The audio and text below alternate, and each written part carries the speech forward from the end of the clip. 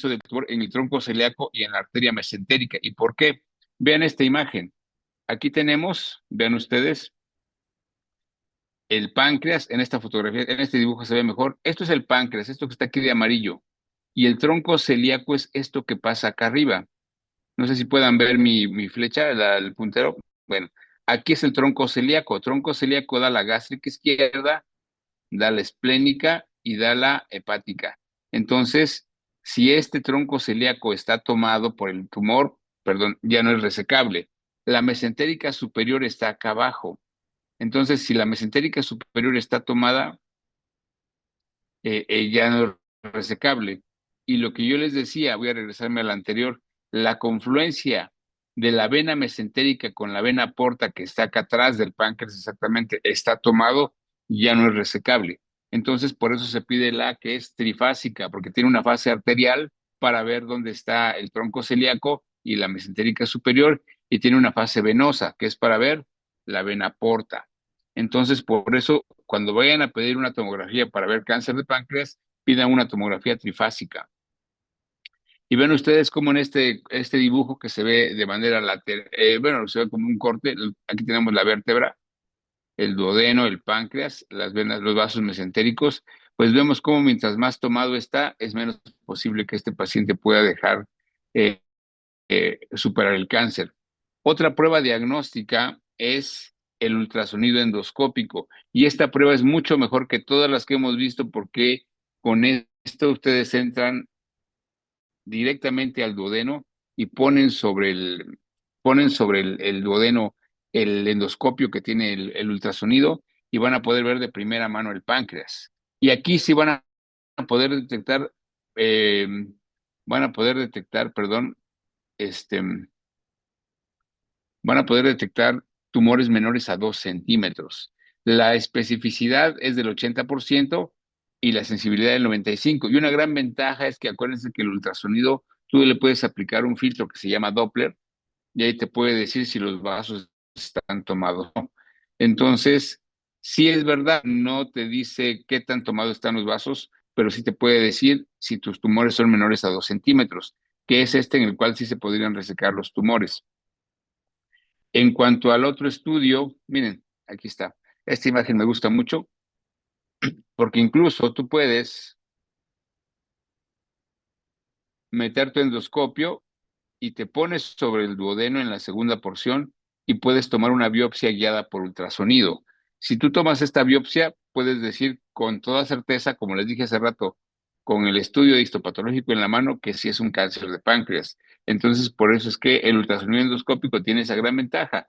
Permite primero detectar neoplasias menores a 2 centímetros y dos, te permite tomar una biopsia guiada por ultrasonido.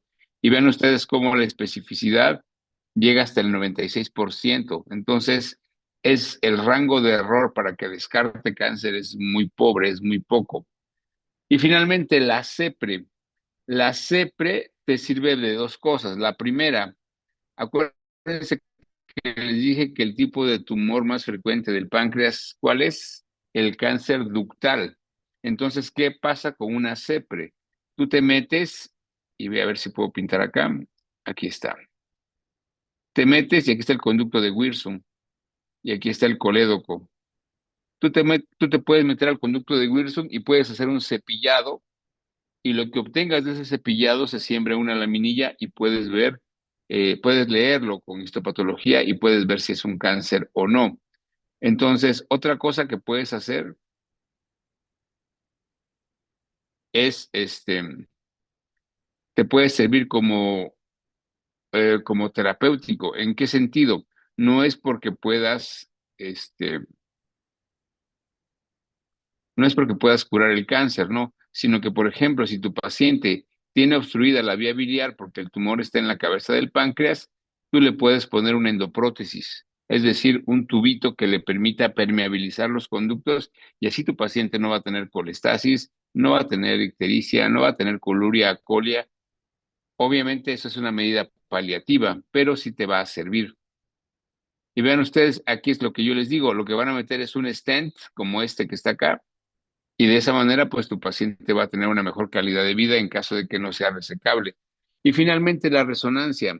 La resonancia, a diferencia de la tomografía, no te radia. Entonces, si la persona en cuestión está embarazada, pues le vas a poder hacer una resonancia sin ningún problema. Pero en sí no tiene la misma especificidad. Y finalmente esta, que es la tomografía por emisión de positrones, esta tiene una ventaja por encima de la tomografía normal, que esta sí te puede ver metástasis menores a 2 centímetros. Entonces, sí es importante que consideren toda la gama de estudios que tenemos, ¿no? Desde el ultrasonido abdominal, desde el ultrasonido endoscópico, desde la tomografía trifásica, la CEPRE, incluso la tomografía por emisión de positrones y la resonancia. Entonces, muchachos, quiero que presten atención a esta lámina.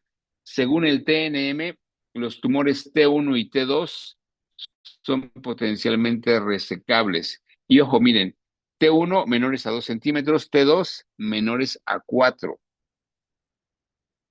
T3 tiene una resequedad, una posibilidad de resección, una resecabilidad, perdón, limítrofe. ¿Qué quiere decir limítrofe? Que a lo mejor sí lo puedes quitar o a lo mejor no. Digo, está en el borderline. Pero un T4 ya no es resecable, sobre todo porque se considera que afectan la arteria mesentérica superior que está abajito del páncreas o el tronco celíaco que está arriba del páncreas. Esta es la imagen que yo quiero que vean. Entonces, por eso un T4 ya no es potencialmente resecable, ¿no? Ni siquiera imaginemos que este paciente puede entrar a un quirófano porque tendrías que quitarle la circulación al hígado, al vaso. El vaso es lo de menos, ¿no? Pero sí le tendrías que quitar la circulación al hígado. Y la mesentérica superior, perdón, tendrías que quitarle toda la vascularidad al intestino. Entonces, es incompatible con la vida una resección de ese tipo. Entonces, la resecabilidad también tiene que ver en qué porcentaje están tomadas. Miren, la mesentérica superior, si está tomado más de la mitad de la circunferencia, es decir, un 180 grados, no es resecable. Si es menos de eso, se considera limítrofe. Incluso hay cirugías en las cuales puedes resecar parte de la arteria y al paciente le puedes poner una prótesis de Goretex, como se acuerdan que vimos hace unos días que vimos isquemia mesentérica, pues esa, ¿no?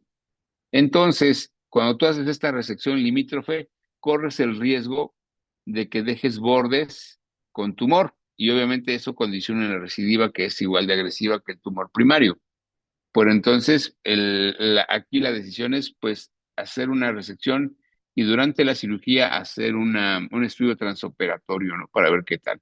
Y esta es la imagen, miren, se puede ver aquí donde está la flechita, que es donde pasa el medio de contraste, cómo está el vaso y vean cómo en la B está disminuido y en la C, pues prácticamente ya únicamente se ve el tumor, ¿no? Entonces, la invasión a los ganglios, cuando estás en N1, es en el 70% de los casos, ¿sale? Pero cuando tienes invasión ganglionar a distancia, es decir, no solamente los ganglios periféricos del páncreas, acuérdense que el páncreas tiene cuatro ganglios, cuatro grupos de ganglios, unos superiores, que están por donde está el tronco celíaco, unos anteriores, que son donde está la mesentérica superior, unos cefálicos, que están en el duodeno, y los izquierdos, que están en la cola del páncreas. Cuando uno tiene invasión a esos ganglios, es un N1. Pero si tienes metástasis a distancia, definitivamente ya no es resecable. Y quiero que vean esto, ¿no? Entonces, por eso cuando el cáncer de páncreas está en un estadio 2A, estamos hablando que ya hay ganglios, incluso a nivel de vía biliar, y tu tumor en promedio mide más de 4 centímetros. Obviamente que un tumor de estas dimensiones sí lo podemos ver por tomografía, pero desafortunadamente por la invasión que tiene, ya no es resecable. Por eso yo les decía, un paciente cuando ya tiene síntomas y vemos el tumor en la tomografía, es un paciente que pues desafortunadamente le queda un año de sobrevida, ¿no? Vean esto, un estadio 3 pues ya tiene invasión al tronco celíaco. Entonces, muchachos, ¿cuál es el tratamiento del cáncer de páncreas? Aunque les parezca increíble, pues existe la cura si es que se detecta a tiempo. Se le puede dar radio no, quimio, aunque responde muy pobremente y paliativo. De los esquemas que se han empleado para el cáncer de páncreas son estos: la gemcitabina sola, el 5-fluoracilo, o una combinación de estos tres últimos que son doxorubicina, mitomicina C y estreptozotocina. Sin embargo, como yo les dije al principio de esta plática, este tipo de tumores no responden de manera correcta. La respuesta es demasiado pobre. Entonces, si tu paciente ya está en un estadio donde ya no es resecable, pues sí le puedes dar quimio para mejorar un poquito la calidad de vida, pero ten la certeza que no va a tener el efecto que tú esperas. En cuanto al tratamiento quirúrgico, cuando es resecable, ¿qué tipo de cirugía le podemos hacer a este paciente?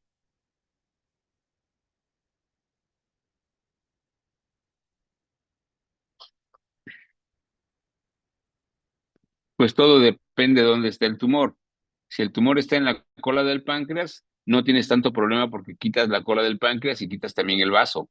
El gran problema es, en la gran mayoría de los casos, que es el 80%, cuando están en la cabeza del páncreas, ¿no? Entonces, para que tu cáncer sea resecable, pues, o sea quirúrgico, tiene que tener criterios de resecabilidad, como que no tenga invasión a vasos, que no tenga ganglios fuera de la pieza. Y miren, lo que se hace la famosa cirugía de Whipple o Whipple. Es una cirugía bien compleja desde el punto de vista técnico, porque como vas a quitar la cabeza del páncreas, pues tienes que quitar lo que rodea la cabeza del páncreas, que es el duodeno. ¿Y qué creen? El colédoco, como lo vimos en días previos, tiene un segmento que pasa por la cabeza del páncreas. Entonces también tienes que quitar la vía biliar. Entonces, en la imagen que ustedes ven a la izquierda de sus pantallas, van a ver en gris lo que se va a resecar: cabeza del páncreas, duodeno y vía biliar. Y la bronca viene después, porque aparte de que técnicamente quitar todo eso implica ligar muchos vasos, ver que no tenga sangrado, después viene cómo reconectas todo. Entonces tienes que reconectar el estómago, tienes que reconectar la vía biliar y tienes que reconectar lo que queda del páncreas. Es decir, haces tres anastomosis diferentes. ¿Y qué sucede con esto? Pues que es una cirugía que puede presentar fugas. Entonces, también cuando vas a operar un paciente de un Whipple, pues no solamente tienes que ver que tu tumor sea resecable, sino que tenga las condiciones para poder resistir un tratamiento tan agresivo. Digo, los cirujanos oncólogos tienen curvas de aprendizaje variables y el que tenemos aquí en el Hospital de Especialidades es buenísimo, no solamente porque tiene muy buenos resultados, sino porque los tiempos quirúrgicos son muy cortos con él. Pero estos pacientes, pues sí pueden llegar a tener complicaciones que pueden llegar a ser serias, ¿no? Entonces, ya vimos el tratamiento con medicamentos, que es la quimio, ya vimos el tratamiento con cirugía, que es el Whipple, pero ¿qué pasa cuando ya ni lo puedes operar? Cuando ya no responde a quimioterapia, pues únicamente tienes que darle un acompañamiento para ayudarlo a bien morir. ¿Y qué quiere decir esto de bien morir? Pues que no tenga dolores, ¿no? Que no tenga ictericia. Entonces, para evitar la colestasis, ¿qué podemos hacer, chicos? Si tu tumor está en la cabeza del páncreas y está ocluido, ¿qué puedes hacer para que este paciente no tenga colestasis? ¿Quién dice yo?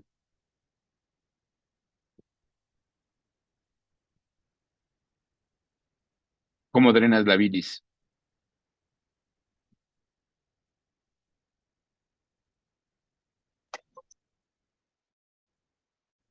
Puedes operarlo y meter una sonda en T en el conducto hepático común. Claro, esa es una opción. Muy bien. ¿Cuál otra?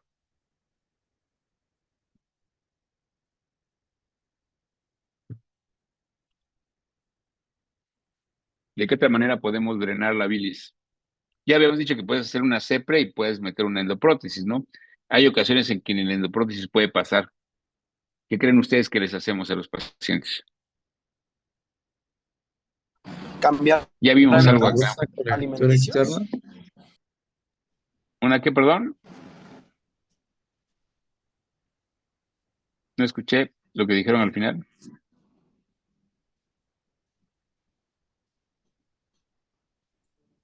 ¿Nadie?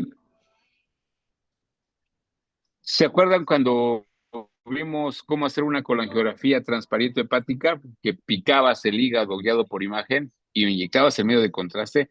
Pues podemos hacer exactamente eso, una derivación biliar externa. Funcionas el hígado y dejas un catéter para que la bilis salga por ahí.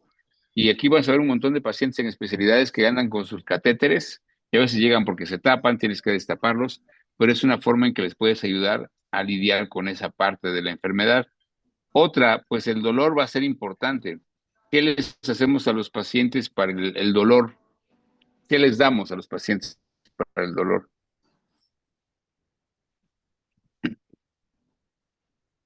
¿Hay una especialidad que vea eso, esa parte? ¿No somos algólogos? Exacto, ¿no? Son los algólogos. Los algólogos son anestesiólogos que hicieron una subespecialidad en dolor o algología.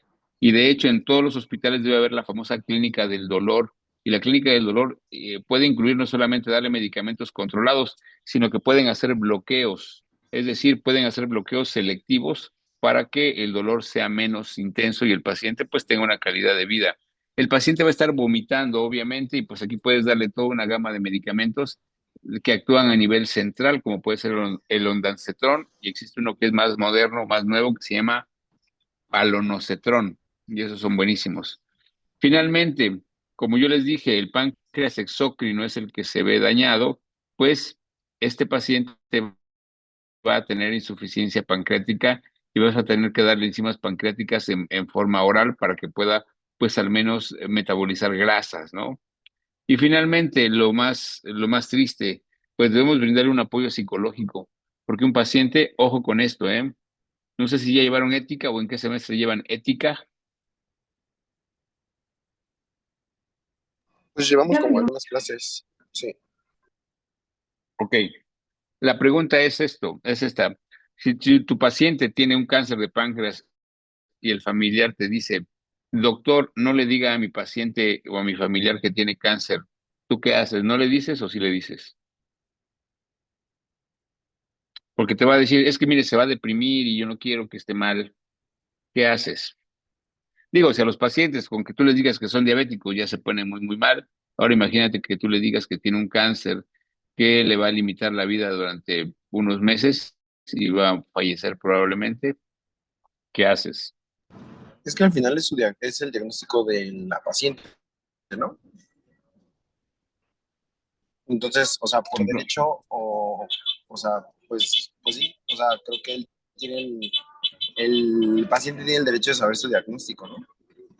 Fíjense que sí, es muy cierto, ¿no? Todo paciente, y lo dice la ley, todo paciente tiene el derecho de conocer su diagnóstico por muy malo que sea el pronóstico, porque de esa manera, estando informado, va a poder decidir libremente si se somete o no a una terapia o un tratamiento.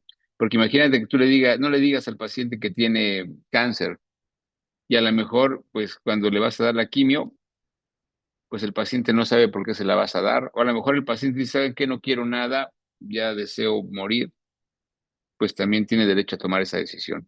Entonces, por eso, cuando tú le vas a dar la noticia, pues sí tienes que apoyarte en alguien que sea experto en tanatología, es decir, puede ser un psicólogo, puede ser una persona que tenga la especialidad desde el punto de vista de trabajo social para que lidien con el paciente en ese aspecto. Entonces, por eso es que les dije, no puede ser que tengas todo el dinero del mundo y no te puedas tratar un cáncer de páncreas, ¿no? Entonces, miren, cuando tú te operas de un Whipple o de un Whipple, pues si tú logras sobrevivir a eso, que puede ser, es posible, vamos, pues vas a tener una modificación a tu estómago y vas a tener un montón de complicaciones que hemos visto acá. Por ejemplo, para empezar, el estómago va a tener una salida inmediata. Entonces, eso nos va a dar un vaciamiento gástrico acelerado que conocemos como el síndrome de dumping. Entonces, este paciente va a tener esa condición. Va a tener un reflujo biliar porque la bilis que sale del conducto hepático común pasa directamente al duodeno o al yeyuno, perdón, y puede tener un reflujo biliar hacia el estómago. Obviamente que, como les dije, son tres anastomosis y una de las complicaciones más tempranas es que haya fuga o dehiscencia. Hemorragia transoperatoria, pero sobre todo que forme adherencias y se ocluya, es decir, pues si sobrevives al cáncer de páncreas, te espera modificar tu dieta, modificar tus hábitos de vida, modificar muchas, muchas cosas. Pero bueno, yo pienso que lo más importante es que el paciente sobreviva. Por eso yo les dije, el pronóstico es a 6 meses. y a 5 años solamente uno de cada 20 puede sobrevivir en el mejor de los casos. Es decir, que se haya hecho una cirugía a tiempo, que, que le hayan hecho los estudios pues de manera temprana.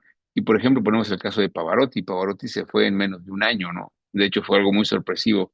Se puso mal, dejó de trabajar y cuando nos dimos cuenta, pues ya se nos había adelantado. Entonces, el pronóstico, si tú sobrevives a un Whipple con márgenes negativos porque la pieza dice que ya no tenías cáncer, es hasta 25% a los 5 años, o sea, sigue siendo pobre, ¿no? Y la sobrevivencia a 20 meses es decir, casi 3 años, 2 años, casi 2 años, perdón, es del 90%, ¿no? Entonces, por eso es que, no sé si ustedes se acuerdan del caso de José José cuando lo operaron, a lo mejor ustedes estaban muy chicos todavía, pero cuando operaron, cuando dijeron que este señor tenía cáncer de páncreas, pues él ya se había tardado. Y cuando dijeron, no, pues lo van a operar y en el Instituto Nacional de Ciencias Médicas y Nutrición Salvador Subirán.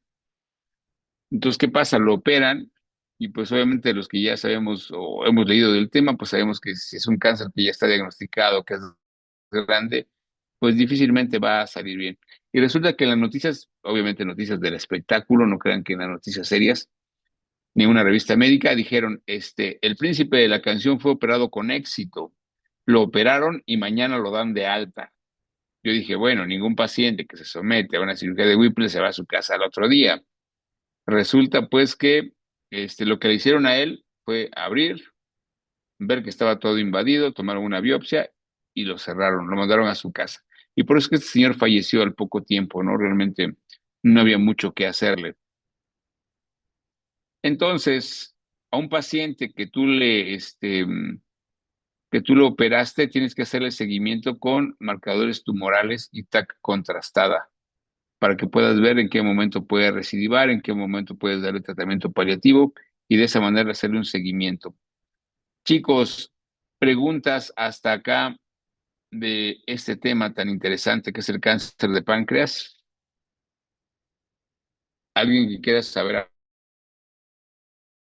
algo? Frida,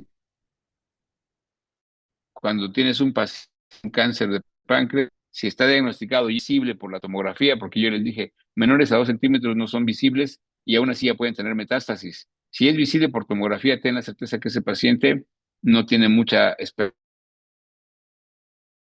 de vida a más de un año.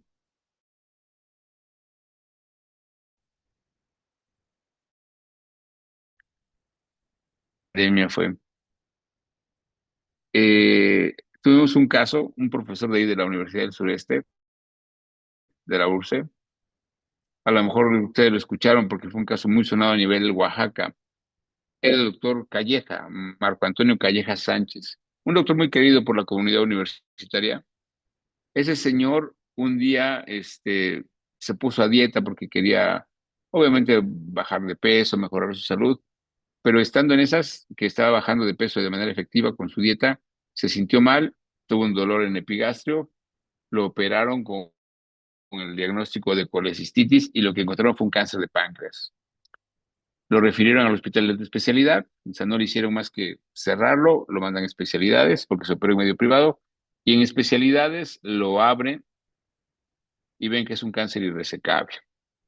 Pero como se puso mal durante el procedimiento, lo metieron a la terapia intensiva y fue una noticia a nivel estatal porque mucha gente ya lo daba por muerto. El señor afortunadamente sobrevivió y se fue de Oaxaca, se fue a los Estados Unidos. No sé exactamente a qué lugar. Y regresó 6 meses después. Bien, o sea, regresó fuerte, regresó sano aparentemente. Incluso empezó a dar conferencias y decía, yo vencí al cáncer, a mí me daban por muerto. Incluso tiene videos en YouTube, no sé si ya los hayan bajado. Pero ese señor anduvo promocionando un producto que lo había curado, según él. ¿Qué creen que era el producto que lo había curado?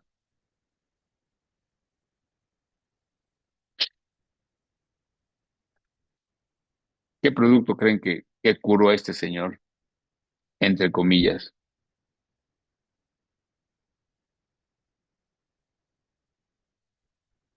Es un producto que lo recomiendan para todo tipo de cáncer. y solamente son aminoácidos, que sí le funcionaron porque lo ayudaron a nutrirse y tener un aspecto sano, pero realmente no lo curaron. ¿Ustedes han escuchado hablar de Inmunocal? Sí, eso le Inmunocal iba a es decir, pero pensé que no era. bueno, Inmunocal es bueno como un suplemento alimenticio y es maravilloso y es caro.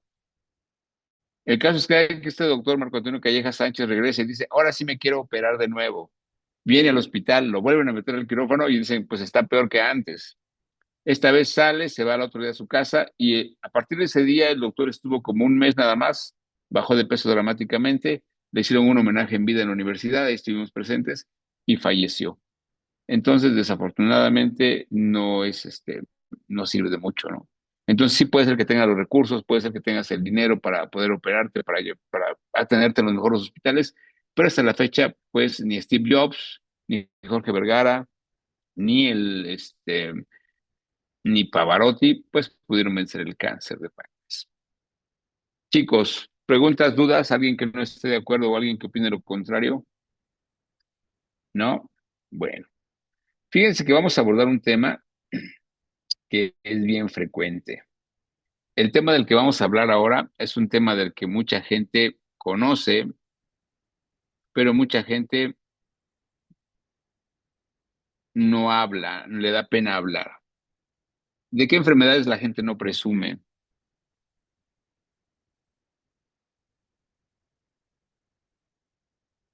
Como enfermedades anales, anorrectales. Exacto. Las enfermedades anorrectales es algo que que son bien frecuentes, pero que la gente no presume. Cuando ustedes piensan en enfermedades anorrectales, ¿cuál es la primera enfermedad que se les viene a la mente? Así de inmediato. ¿Cuál es la Un primera enfermedad en la absceso. que piensan? ¿Un absceso? Sí. Muy bien, ¿qué más? Hemorroides. Hemorroides, ¿no? Y fíjense que la gran mayoría de las personas que no son médicos como ustedes, cuando tienen un dolor en el ano, lo primero que piensan son hemorroides. Y créanme que la industria farmacéutica se aprovecha de eso y hace que la gente se automedique. ¿Cuál es el medicamento más popular para las hemorroides? Hay dos. El Nixon, ¿no? Uno de ellos es Nixon, sí, Nixon dice para las hemorroides.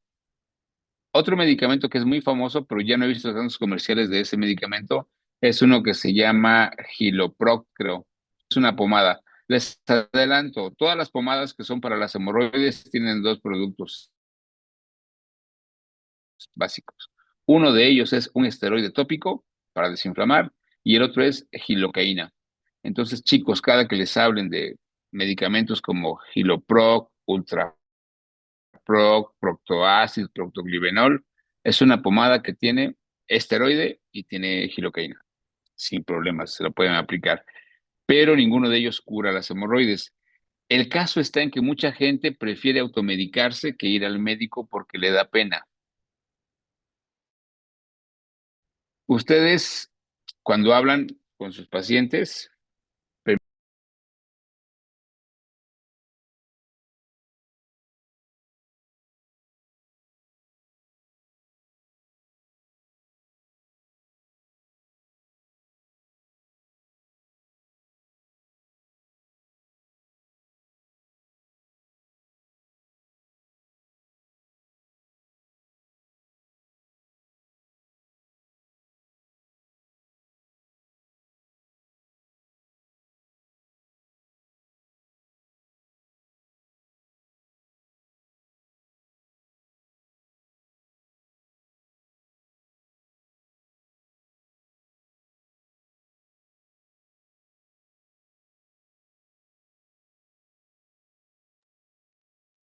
perdón, ok, ahí está. Bueno, chicos, entonces, yo les decía, mucha gente le da temor y le da miedo hablar de esas enfermedades porque para empezar se enfrentan a un tabú. El principal tabú, ¿cuál es? Cuando ustedes están hablando con sus amigos, con sus familiares, si se han dado cuenta,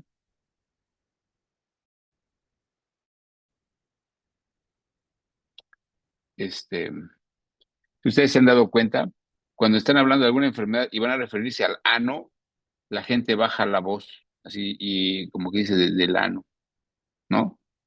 O le cambia el nombre y la gente, incluso, fíjense chicos, entre médicos les da temor decir la palabra ano porque piensan que es grosera, eso es o es desagradable. Pequeña encuesta, Jesús Antonio Galván, ¿con qué otro nombre conoces el ano?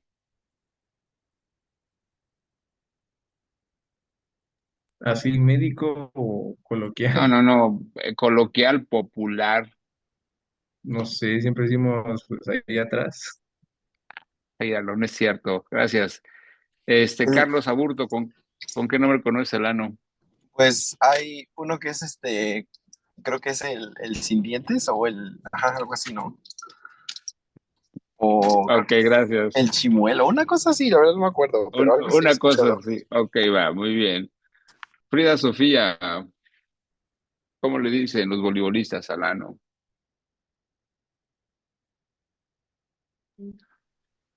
Ay, no. O sea, no sé.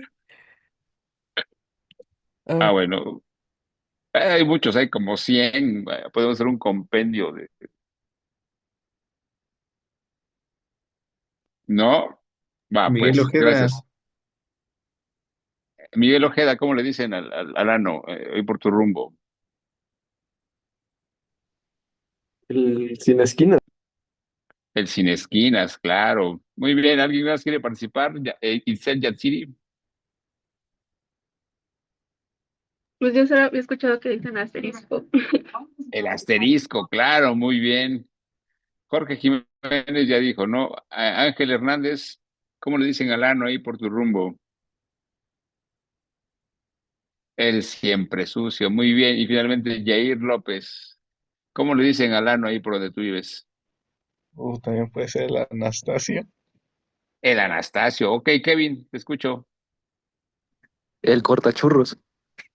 El cortachurros. Fíjense, chicos, que a ver si se dan cuenta, ahorita que empezamos a hablar, como que muchos les da pena, se friquean. Ahora imagínense una persona que no sabe medicina como ustedes. Ahora bien, cuando una persona llega a consulta, si le da pena referirse al ano por su nombre, que se deje revisar. Y el problema más grande es, por ejemplo, para las mujeres. Llegan señores, no dejan que lo revise una mujer y menos le va a revisar el ano.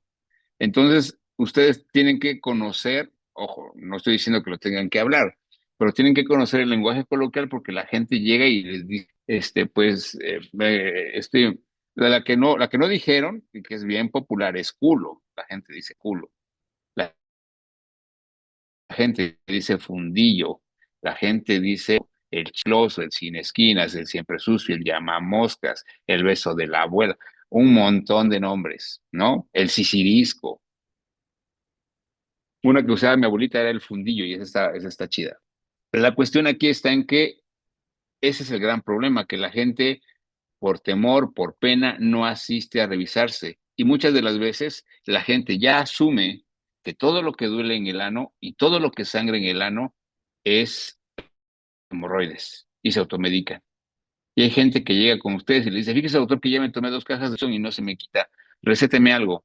Lo que tú tienes que hacer es decirle a tu paciente que lo tienes que revisar. Si tú no revisas a tu paciente y dices, ah, sí, yo le voy a recetar algo, estás cometiendo un error bien grande, porque también el cáncer sangra en el ano. Entonces, a lo mejor si tú no le haces tacto rectal, a lo mejor estás dejando ir un diagnóstico de cáncer de ano y tu paciente pues va a decir, el doctor nunca me revisó. Entonces, muchachos, no todo lo que duele, no todo lo que sangra en el ano sonaron abscesos. Ustedes, chicos, conocen la anatomía anorrectal, o sea, se han puesto alguna vez a estudiar anatomía del ano. Supongo que sí, ¿no? Alguna vez,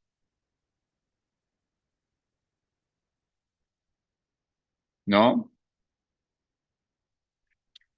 Miren, vamos a hablar de patología anorrectal. ¿Sí se ve mi presentación? Sí, se ve. Ok, va. Fíjense, chicos, que el día de hoy participé en el examen ECOE de la escuela. No sé si ustedes participaron en esta ocasión. No, doctor, bueno, yo no. Creo que alguien de aquí va a Porque, participar, porque pero no. no, Yo igual no pude participar. porque, porque participan como modelos, y tuvimos gente que nos estuvo auxiliando con las cámaras y todo eso. Pero créanme que hubo un segmento, un módulo, donde les preguntaban sobre semiología, es decir, cómo interrogabas tú sobre ciertas patologías y sobre todo se referían al tubo digestivo. Entonces ahí sí tienen ustedes que ser bien precisos sobre cómo investigar y cómo preguntar sobre la patología anorrectal. Entonces la patología anorrectal, para empezar a entenderla, ¿no? Recto, de las formas en que la gente piensa que es correcto, es decir, el recto. Desde acá con el sigmoide, línea dentada para afuera. Entonces la gente dice el recto porque piensa que es más correcto, pero realmente no lo es. Entonces, miren, el recto que va del ángulo o unión recto sigmoidea a la línea dentada y tiene válvulas. Sirven para que cuando viene el bolo fecal tenga una especie de tope y se vaya no desacelerando, ¿no? Sino que se vaya moldeando para darle forma. Entonces, por aquello de que de, de que dicen que es el cortachurros, pues puede ser, tienen razón. Entonces, es el recto una y otro es el ano. Perdón, me regreso. El ano va de acá hasta la unión mucocutánea, es decir, donde cambia de epitelio mucoso a piel. También se le llama zona de transición. ¿Ustedes han visto dónde terminan los labios o dónde empiezan los labios? Hay una línea bien marcada donde termina la mucosa y empieza la piel. Es una zona de transición. Igual pasa con el ano. El ano el recto, perdón, va a tener irrigación por las venas hemorroidales. Tiene hemorroidales superiores, medias e inferiores. La hemorroidal superior viene de la mesentérica inferior, que la mesentérica inferior le da irrigación al colon descendente, ya eso ya lo vimos cuando vimos isquemia mesentérica y al recto, ¿no? Pero las demás, la hemorroidal media y la inferior, vienen de la ilíaca. Entonces, chicos, si vieron el video ese del torero que cornearon el domingo, ¿no vieron un video? Búsquenlo, busquen ahorita que tengan tiempo al rato, busquen torero mexicano corneado. El toro le mete una cornada que entra exactamente por el recto, lo levanta, le da dos vueltas y lo tira. Ese señor lo operaron el domingo en la noche, tengo entendido, y duró 9 horas la cirugía. Tuvieron que reconstruirle todo esto. Yo digo que le hicieron reconstrucción vascular, fractura creo que fractura no tuvo, pero reconstrucción vascular y reconstrucción del recto. Es una cosa espantosa. Ustedes ven el video y realmente es una cosa triste. Pero chicos, ojo con esto. El drenaje del recto está dada por las arterias, las venas, perdón, hemorroidales. Entonces, hay igual hemorroidales superiores, medias e inferiores. Entonces, las hemorroidales medias y las hemorroidales inferiores van a estar dadas unas por las pudendas internas, ojo, por las vena mesentérica inferior y muchas van a ser por las ilíacas también.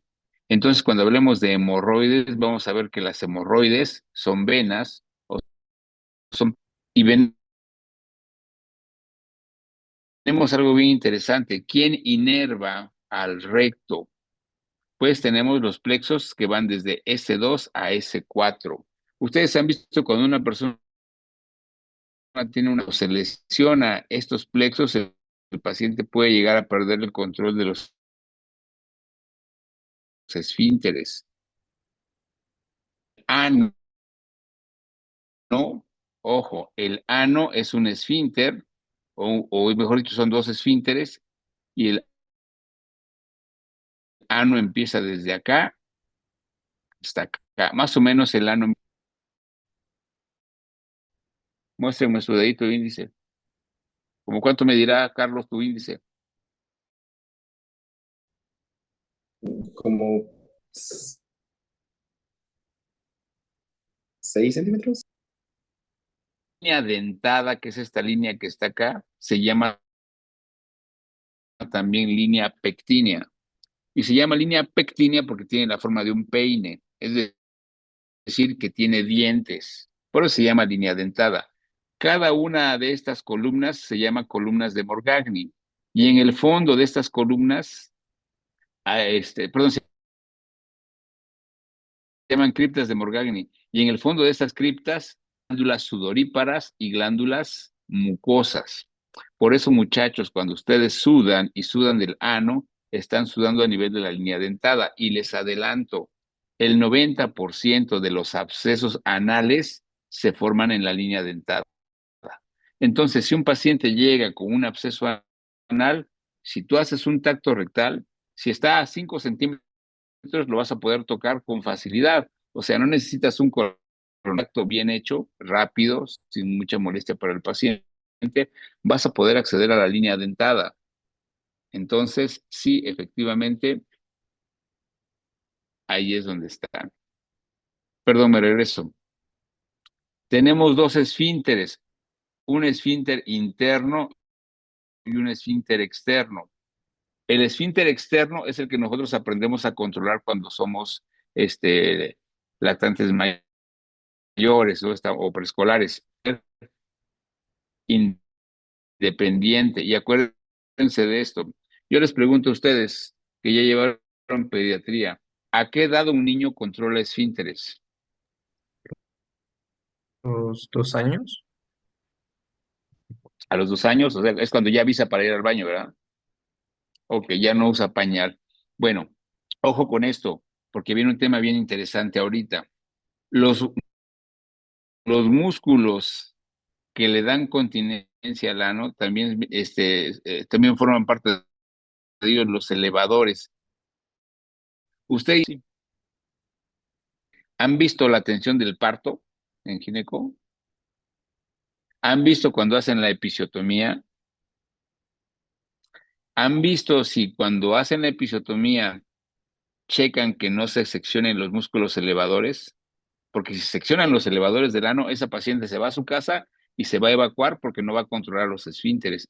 Aquí tenemos el piso pélvico del hombre y el de la mujer y vean cómo los músculos tienen cierta variación. Los músculos elevadores son bien importantes. Y aquí tenemos que hablar de esto, del proceso neurológico de la adhesión. Es que nosotros logramos controlar los esfínteres. ¿Por qué puedes controlar y aguantar las ganas de evacuar? ¿O cómo te das cuenta que ya necesitas ir al baño? Ojo, dicen, es un proceso consciente porque te das cuenta, es voluntario porque lo puedes controlar, pero es complicado. ¿Y cómo se da esto? Ahí está, miren. Ustedes tienen en el recto, ojo, en el recto tienen terminaciones nerviosas que cuando el ámpula rectal o el recto se llena, llega a cierta capacidad, puede variar de persona a persona, porque el recto en promedio mide de 15 a 20 centímetros. Entonces, una persona que es de talla corta se llena con poquito, una persona más alta, pues se llena con más. Ojo, cuando se llena el em, a ver, con señal a las astas posteriores de la médula, que son las neuronas aferentes, reciben información y dicen, ya está lleno el recto. Estas neuronas mandan un mensaje a las neuronas anteriores, que son las motoneuronas alfa, y estas dicen, pues ya es hora, y mandan un mensaje hacia acá. Entonces, cuando este mensaje va de regreso, lo primero que pasa es que el sigmoides se contrae, así como cuando ustedes aprietan la pasta dental desde atrás para empujar la pasta, y es cuando ustedes sienten ese famoso cólico matón que les dice que tienes que buscar un baño. Entonces, ese cólico es porque su ámpula rectal ya está llena y lo que está doliendo o lo que da el cólico es el sigmoides. El sigmoides se contrae. Entonces, uno se contrae el sigmoides. 2, el esfínter interno, el que no controlan, ya vengo así, dice. ¿Por qué? Porque el esfínter interno se relaja y ustedes lo que hacen es aprietan el externo. Por eso da un dolor como si fuera un calambrito en el periné, porque el esfínter interno se abre solo y ustedes cierran el externo. Tercera cosa que pasa, los músculos abdominales se contraen. Cuando un chamaquito empieza a controlar esfínteres, ya sabe que para hacer popó, para obrar, se pone de cuclillas porque sus músculos se contraen. Entonces, por eso pasan tres cosas: contracción del sigmoides, relajación del esfínter interno y contracción de los músculos del abdomen. Por eso es que sabemos en qué posición debemos obrar. Entonces, ojo, en un paciente que tiene una sección medular, esto no pasa. O sí pasa, pero el paciente no se da cuenta. Entonces, ojo, chicos, cuando alguien les diga, hay partes de mi cuerpo que se mandan solas, créanle, seguramente no les obedece el esfínter anal interno. Hay gente que dice, cuando ya estoy ebrio, los esfínteres se mandan solos. Créanles, hay gente que sí se evacúa cuando, este, cuando, cuando tiene este problema. Entonces, miren, realmente este es un paciente que tiene hemorroides, pero no todo lo que pasa dentro del ano son hemorroides. Hay muchas patologías. ¿Qué patologías vamos a ver? Miren, este es una hemorroide. Esto que ven acá en medio, donde está mi flecha, eso es un prolapso rectal y es bien frecuente. Pero la gente no habla de él porque no se presume como la gripa, ¿no? Eso que ven en esta imagen es un absceso, al igual que este que está acá. Esto que ven en esta imagen que está en el extremo, en el ángulo inferior izquierdo, es una fístula. Y esto que vemos acá, muchachos, en donde está la flecha que dice 2002, esos son condilomas perianales. Y créanme, los condilomas son bien frecuentes, bien frecuentes. Yo siempre estoy en campaña constante para concientizar a la gente joven como ustedes, porque cuando uno es demasiado joven es bien aventurado. Y hay gente que va a los antros y liga con desconocidos. Obviamente, de eso se trata la vida, ¿no? De relacionarte con la gente. Pero hay gente que se encuentra con desconocidos y se besa a la primera porque se siente muy galán o muy irresistible. Pero chicos, ustedes no saben dónde estuvieron esos labios antes. Créanme, eso de besarse con extraños es bien malo. Vamos a hablar de esto primero, de las hemorroides. Las hemorroides se le conoce como enfermedad hemorroidal. Y miren ustedes, las hemorroides no son venas así como las varices. Yo siempre le digo a mis pacientes, cuando me empiezan a hablar de hemorroides, yo les digo, mire, haga de cuenta que las hemorroides son como varices, pero en el ano. Pero realmente no son así unas venas gordas, sino son pequeños vasitos combinados con tejido, perdón, tejido conectivo y músculo que se van a aglutinar. ¿Cómo conoce la gente coloquialmente a las hemorroides? ¿Qué nombre les dan a las hemorroides?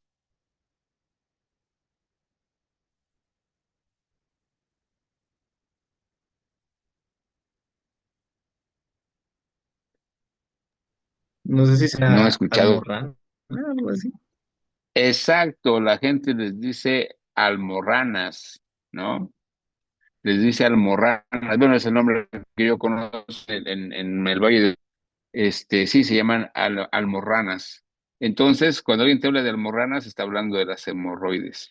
Entonces, yo les dije, son almohadillas porque son músculo liso, tejido conectivo y vasitos pequeños que se van a poner, se ponen en esta zona. Y dicen, ojo, que aparecen, si ustedes toman el ano como si fuera una carátula de reloj, aparecen en el radio de las 3, en el radio de las 7 y en el radio de las 11. Por eso siempre tienen que revisar a sus pacientes. Siempre revísenlos. Las hemorroides, muchachos, son como varices en el ano. Se comportan como varices en el... Entonces, ¿por qué aparecen las hemorroides? Llegó un paciente que me dijo, es que las hemorroides me salieron porque me hicieron brujería. Mi vecina todas las noches pasaba y echaba agua con sal en mi ventana y echaba una maldición y me salieron hemorroides. Otro me dijo, no, es que las hemorroides me las contagiaron. Fui a nadar al río y me las contagiaron. Y yo les digo a los pacientes, las hemorroides son venas que todos las tenemos, pero cuando se inflaman se hacen evidentes. La gente que ustedes conocen, ¿a qué le atribuye las hemorroides? ¿Por qué la gente piensa que salen las hemorroides? Estar sentado. Por estar sentado mucho tiempo, claro, ¿no? Dicen que a los que manejan trailer les salen hemorroides. ¿Cuál otra causa?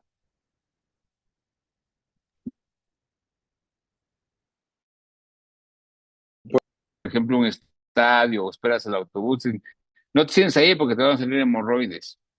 Bueno, miren, las hemorroides uno se da cuenta que las tiene porque el tejido se pone duro, se pone friable, sangra. La gente se da cuenta que tiene hemorroides y se limpia y ve que el papel se mancha con sangre. O ve que antes de bajar a la palanca hay manchas de sangre en la taza, en el espejo de agua.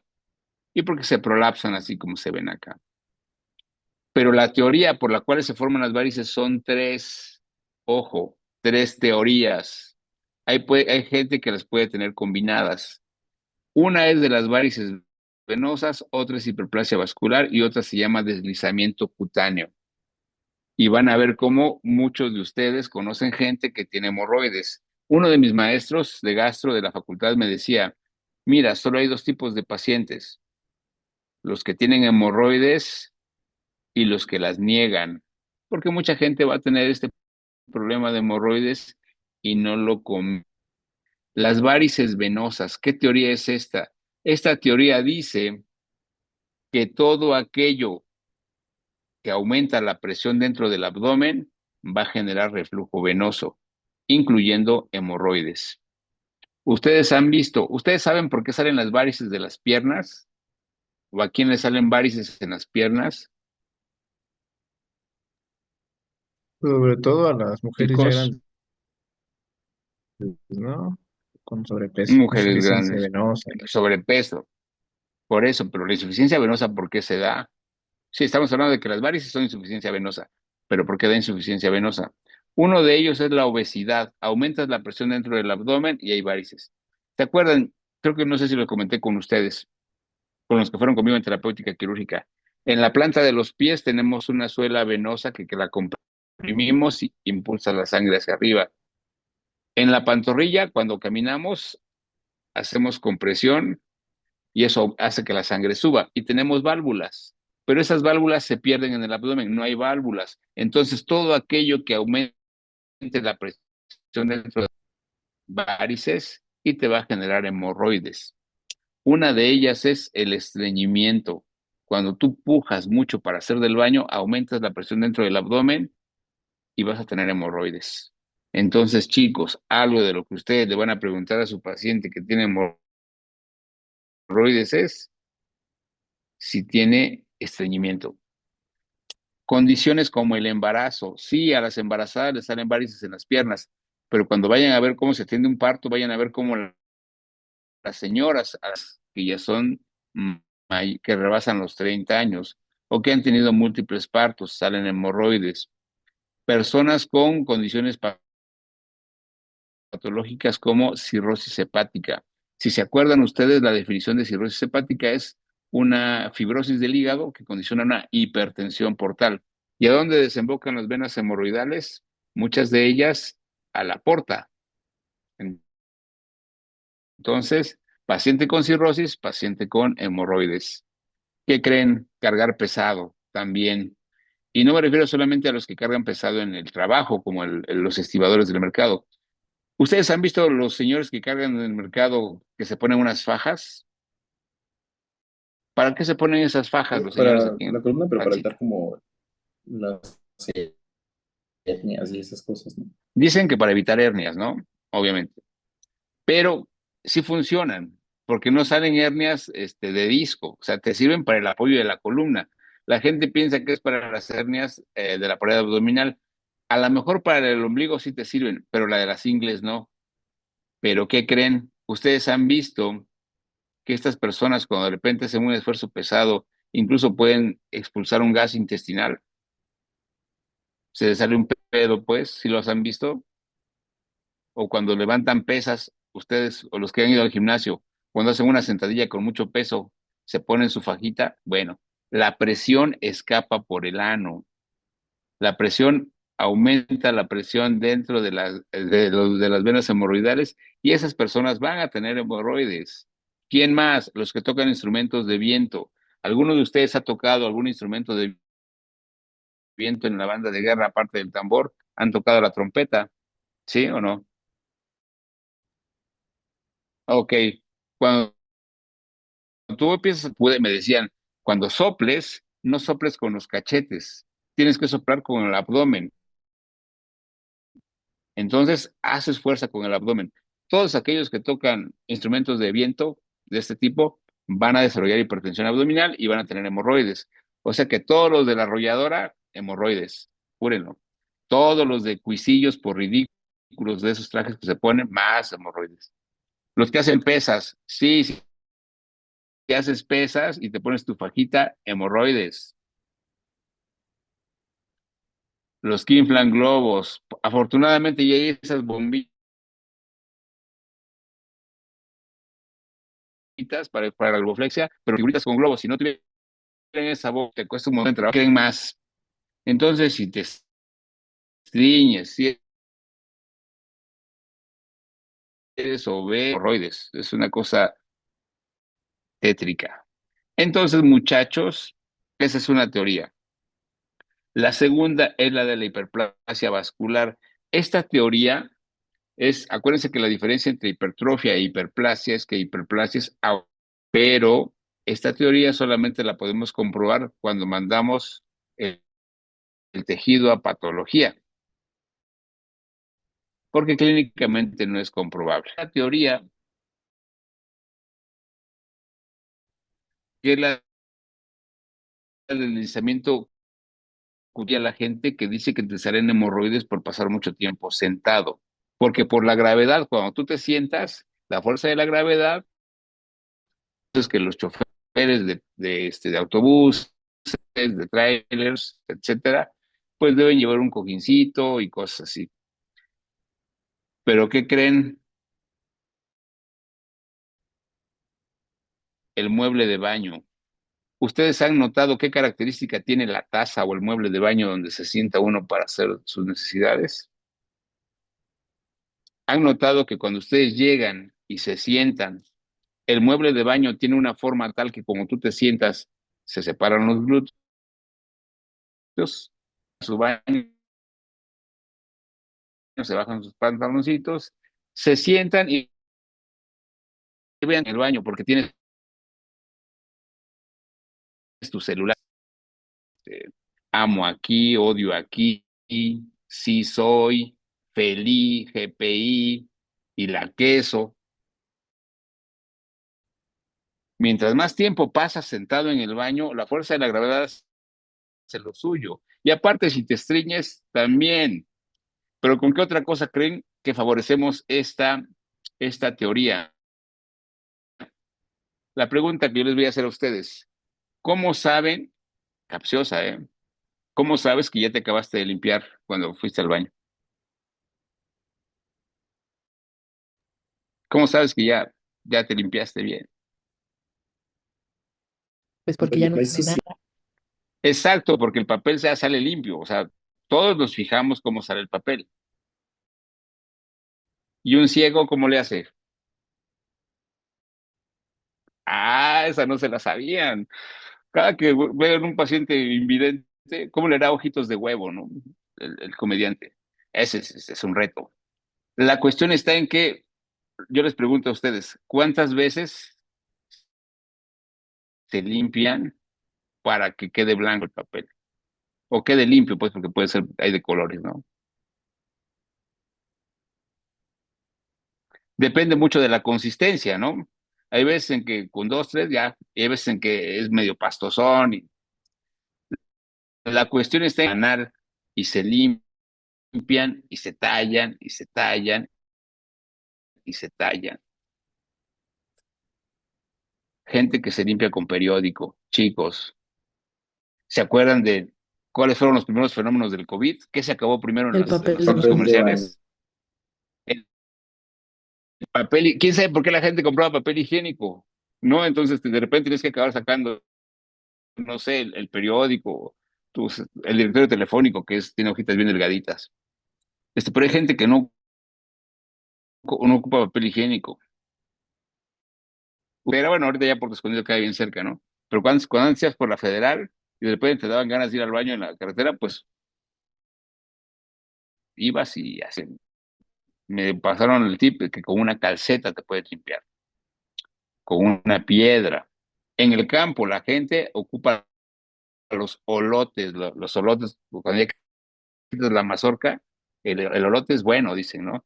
Entonces, chicos, y hay gente aparte que se limpia así excesivamente y se lastima, y eso es un deslizamiento cutáneo mucoso. ¿Y qué creen? Sí, cuerpos extraños. Acuérdense que el ano no tiene una lubricación genuina. Hay que lubricarlo si van a tener un tipo de actividad sexual. Y eso lastima y genera deslizamiento cutáneo mucoso, es fricción. Entonces, muchachos, esta teoría reforzada con la del estreñimiento, con la de las varices, hacen que sus pacientes tengan este tipo las vamos a clasificar en los grupos, las hemorroides internas y las externas. ¿Cuál es el límite? La línea dentada o línea pectínea es el límite. Hemorroides por arriba se llaman internas, hemorroides por abajo se llaman externas. La gran mayoría de los pacientes van a tener mixtas. Entonces, cuando un paciente llega contigo, lo vas a revisar, ves externas, pero le vas a tocar las internas. Entonces, por eso, a los pacientes hay que ganarse su confianza. Cuando el paciente les diga, fíjese que tengo un problema en el, en el asterisco, no pongan cara de, ay, no sé qué es eso. Ya saben qué es el asterisco.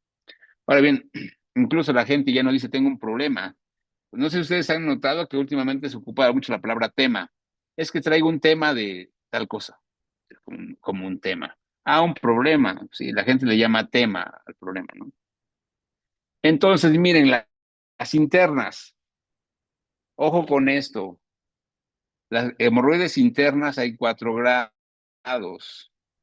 Les voy a mandar un PDF con patología neuroendocrina que está muy chido. Las grado 1, que están arriba de la línea dentada, va al baño y aparecen manchas de sangre, pero no se toca nada, no se siente nada. Las grado 2 son aquellas que el paciente sangra y cuando va al baño y se sienta, siente algo extraño. Tienes una sensación de disconfort, se levanta y la hemorroide se retrae, se mete, o sea, sale, da ese disconfort y se mete, son las grado 2. O sea, nada más se asoma, pero no saluda, dicen, ¿no? Las grado 3 son aquellas que el paciente va al baño, se salen y ya no se regresan. Y el paciente dice, fíjese que me toqué algo y me lo regresé con la mano. O sea, el paciente tiene sangrado, tiene prolapso de las hemorroides, pero va a tener comezón. Esos son los pacientes que tienen comezón anal. ¿Y saben por qué da comezón? Porque la hemorroide por dentro está húmeda. Si ustedes meten su dedo en su boca, hay humedad. Si ustedes meten el dedo en el ano de un paciente, está húmedo. ¿Qué pasa? Les voy a poner un ejemplo muy, muy burdo.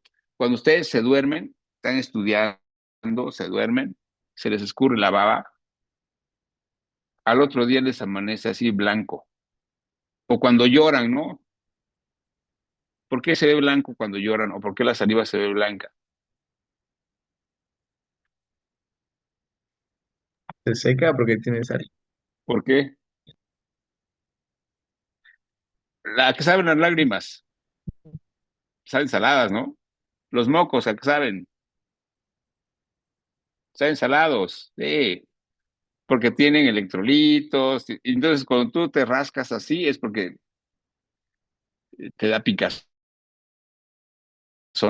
Lo mismo, entonces, se resecan y eso da comezón. ¿Y qué hace la gente? ¿Qué dice la gente? Si sientes que te pica la colita, Desparasítate.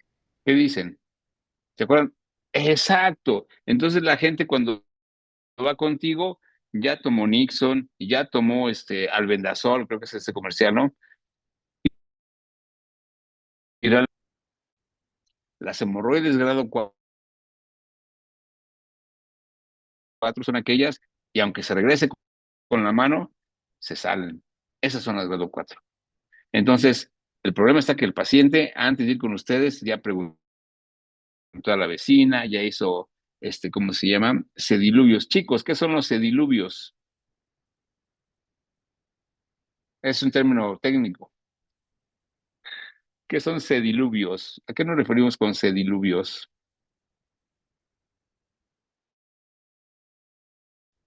Son los famosísimos baños de asiento. Ya se hicieron todo eso. Entonces, muchachos, hay dos Doctor, tipos de síntomas. Los agudos, dime, yo tengo una duda antes que ya las tienen afuera todo el tiempo. ¿Tienen más riesgo a que se reviente? O sea, ¿es la fermina? fíjate que sí. Fíjate que esos pacientes que las tienen afuera todo el tiempo, si siguen teniendo hipertensión intraabdominal, pues se ingurgitan más. Y no es tanto que se revienten, sino que sangren al momento de limpiarse. Sobre todo eso. Aumentó la presión, los síntomas agudos, cuando el paciente tiene hemorroides externas y tiene un estreñimiento así severo y puja, sí puede llegar a tener un sangrado que incluso pueden llegar al choque hipovolémico. Y son los pacientes que llegan a urgencias y llegan sangrando, sangrando. Este tipo de crónicas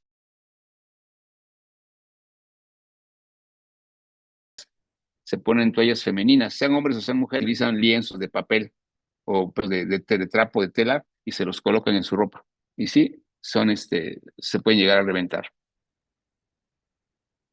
Síntomas agudos y síntomas crónicos. Los crónicos, este paciente ya sabe que tiene hemorroides o ya sospecha que tiene porque todo el tiempo tiene comezón, porque va al baño, se limpia y sangra, porque tiene esa sensación de que algo hay de disconfort, que tiene un cuerpo extraño ahí. Pueden llegar a doler, fíjense que es raro, pero si llegan a doler y van a estar húmedos todo el tiempo, van a tener secreción. Y hay gente que te dice, fíjese doctor que voy al baño, tengo comezón, me siento húmedo, voy al baño, me limpio y se ve como que está mojado. Entonces esos pacientes hay que revisarlos porque tienen hemorroides. Sensación de humedad.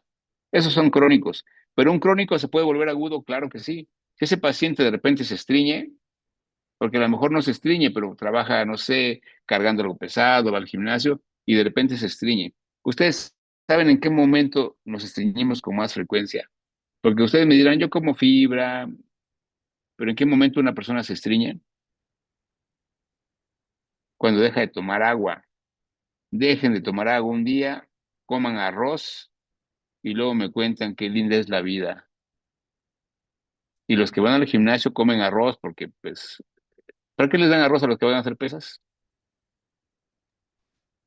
Pues porque dice que quiere que retiene el líquido, ¿no? ¿Y eso qué hace volumen o cómo? O sea, es una, digamos, es un mito, o sea, es una justificación que ellos tienen. Igual también lo dicen porque quieren aumentar volumen, dicen. Exacto. Entonces imagínate que vas al gimnasio, te pones tu faja, haces tu serie de pierna, sentadilla, luego si te ayuda tu instructor, ya es que luego te abrazan por atrás y dice, baja, baja, baja, sube, sube, sube. Y comes tu arroz y si un día no tomas agua, pues te estriñes. Cuando uno viaja también se estriñe. Imagínate que viajas, si viajas en autobús que tiene baño, pues igual, ¿no? Hay gente que no le gusta obrar en el autobús, en el baño del autobús. Pero si vas en tu coche particular, pues no te puedes parar. Hay gente que no le gusta obrar en el campo y muchas veces los baños de las casetas están sucios y se estreñen. Y en un viaje de 6 horas acaban con estreñimiento y con hemorroides. Entonces se pueden volver agudos. Los agudos esos son los que sí duelen. El que es agudo dice, doctor, fui al baño y me dolió hasta el alma y me sangró. Entonces tienen dolor fecal. Dolor fecal quiere decir que te duele cuando vas al baño y te duele para sentarte. Entonces sí, es un dolor intenso. ¿Qué dice el comercial de Nixon? Con Nixon me siento en las nubes, dicen, ¿no? Exacto. Entonces, muchachos, la industria farmacéutica se aprovecha de eso. Entonces, si ustedes quieren diagnosticar pacientes con hemorroides, no necesitan ningún estudio de imagen, de laboratorio. Lo que necesitan es revisar a su paciente. Primero, interrogarlo, ¿no? ¿Qué le vas a interrogar a tu paciente? Pues antecedentes de hipertensión intraabdominal. El más común, estreñimiento. Pregúntale si se estreñó. Pregúntale si cuando va al baño se limpia y tiene sangre en el papel.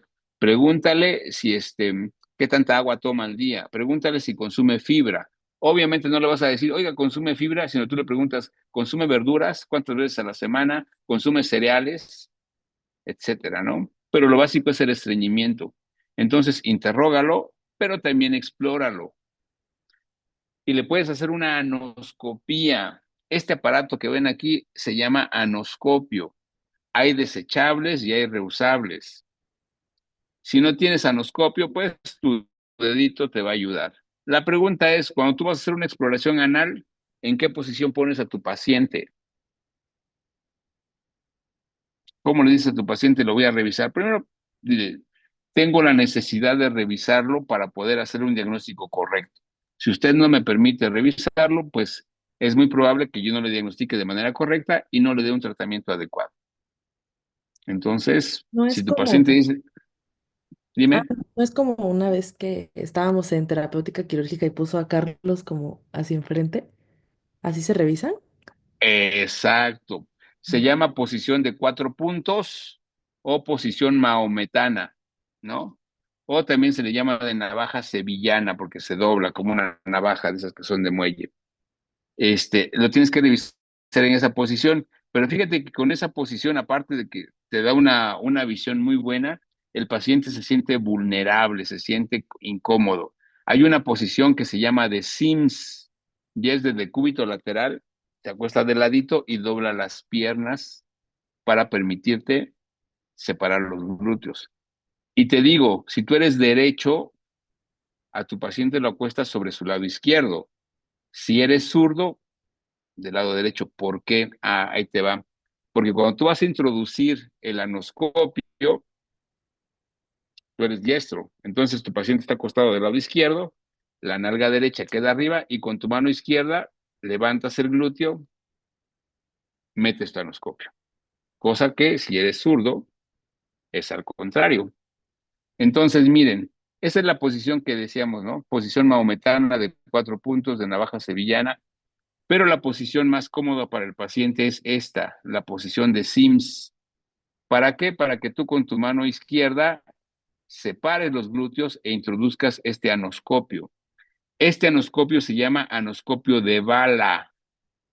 ¿Por qué? Porque tiene dos componentes, un tubito transparente y la bala. ¿Qué haces?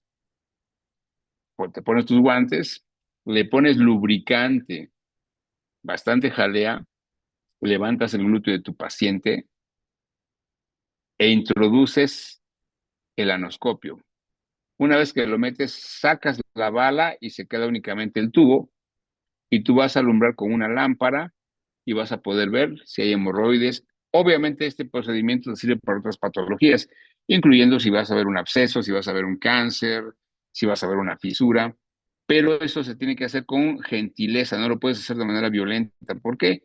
Porque el paciente ya lleva dolor, va lastimado. Y miren, incluso hay mesas especiales para anoscopía, que es esta. Entonces, si tienes a la mano una mesa, padrísimo. Y hay anoscopios que son eléctricos, ya llevan la lámpara incluida. Entonces, pues, si vas a ver muchos pacientes con hemorroides, pues cómprate una de esas y la vas a pasar chido. Porque es importante que ustedes revisen a su paciente y no se casen con el diagnóstico de que tengo hemorroides y deme tratamiento y me voy a mi casa. Porque te puedes confundir con un cáncer y así es imperdonable. Acuérdense que hay una máxima en la medicina que dice, el que no mete el dedo,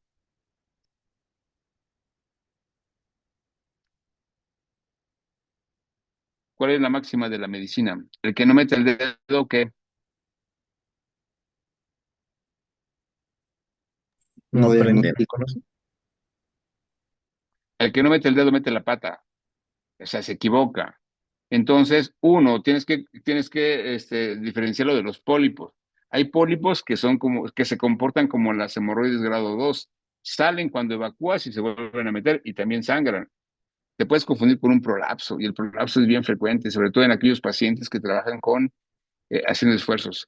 Abscesos. Quizás uno de los más frecuentes no es tan grave como el cáncer, pero uno de los más frecuentes es el absceso perianal.